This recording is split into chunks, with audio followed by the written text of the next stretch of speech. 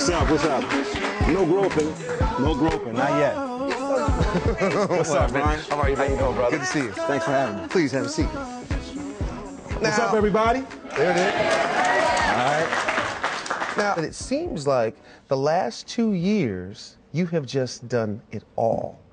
Like everything. Thank you. And it's amazing to see, man. All the way to the Jet cover. I'm going to tell you, the Jet cover actually was something that blew me away more than even when I got Avatar, because right before, when they told me that I had gotten Jet, I was really happy. Right. And I saw so many of our African-American leaders, you know, artists, athletes, you know, yourself. I mean, so many people that just define who the African-American experience is.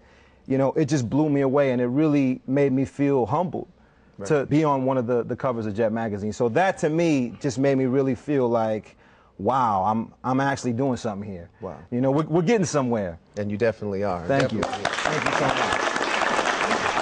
much. We used to talk about you on that show. We would Did see you. We were like, who is that? You know when a woman goes, Uh-oh. That's when you super fine. We suck in all the air. So what happened now? I mean, I haven't heard you make that noise recently. You ever heard me go?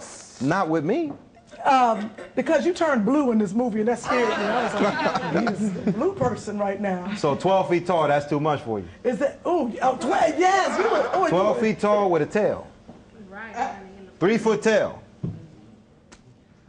Now she wants an avatar. Now she wants. How did you know? That's what I want. I want an avatar now. It got quiet in here. Sure Hold up. They all start thinking. Kim Whitley didn't have a response? I didn't, because I was like, I want an avatar with a job. No, that's hard. I went too far. That's hard, yeah. Well, I know. Loincloth and a spear. That's about as good as they can get. That was love. You were just so good in that movie and sexy. I know it was difficult. I know Brian has lots of questions. I get unfocused because I know you. But please, Brian, ask him the serious questions. Well, I tell you. I just want to look at him. You know, James Cameron and Sam Worthington, and, you know, I saw the making of, and he had this device that he's walking around and you can see the environments and things. Man, what was it like to do this part where, you know, you really weren't there necessarily?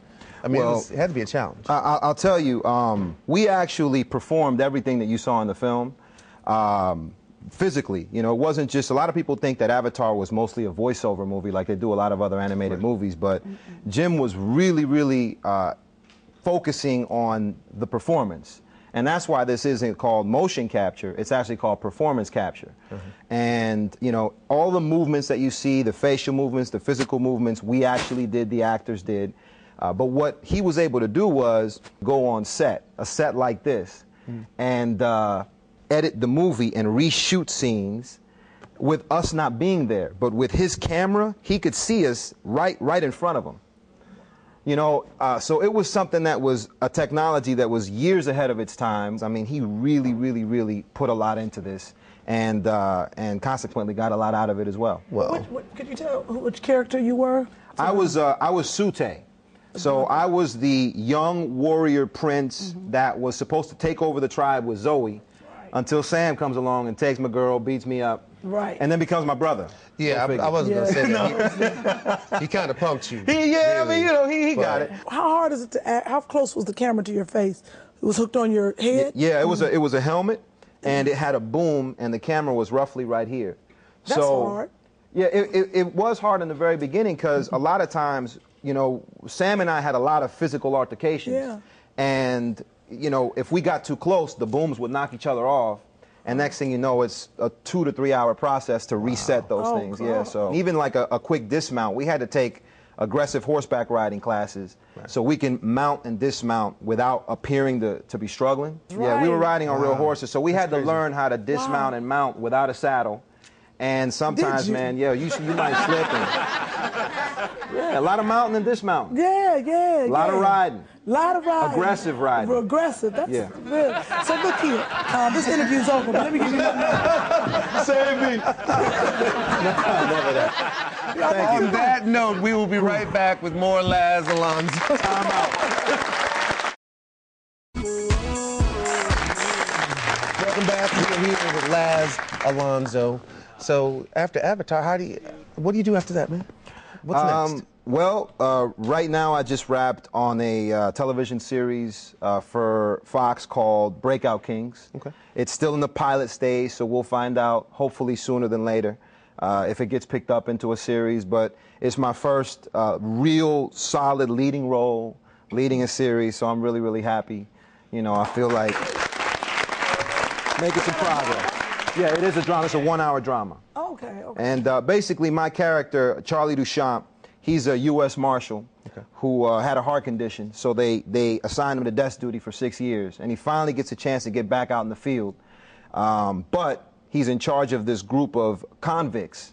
And they have to catch convicts that are on the run. Oh, wow. You know, so it comes from the creators of Prison Break. Gavin Hood directed it. Yeah, so we're all really excited about it. From what I hear, Fox is really excited about it, so we have our fingers crossed. Well, good luck with that. Thank you. I'm going to talk to somebody and make sure that gets on the air. Oh, yeah? I'm going to do what I do. Uh-oh. I got you. Okay. I need you to have a job. Okay. Now, you know, I was in my dressing room watching Wall Street before we came to do the show. And I know you dabbled in that earlier on in your career before you decided to take the acting. Did you make the right decision to switch to this? I totally did. I totally did. And I'll tell you why. I mean, my colleagues that went into Wall Street when I went into Wall Street, they're all doing extremely well. Right. They've all made a lot more money than I have. But the difference between them and myself is that they actually loved what they were doing and I didn't. I don't know. I just, you know, I want to, when I saw you on, like, it must have been Fast and Furious. No, what was the movie we were talking about? And you were in the Army gear. Remember I called you and I was like, oh my God, the scene. Miracle at St. Anna? Spike Lee? Yes. Oh my gosh, you were so good at that. Thank you so much. Really. That's when instead you were my friend, but then I became a fan. Okay. Right there. I'll take it. I'll take it. Yeah, that film meant so much to me, first and foremost, because I was working with Spike Lee. And that was always a dream of mine. You know, so I literally remember myself praying that I one day have the opportunity to work with Spike Lee. Wow. You know, and then also knowing that James McBride didn't just create this character from someplace in his mind. I mean, this was a real person who fought in World War II, Florentino Lopez.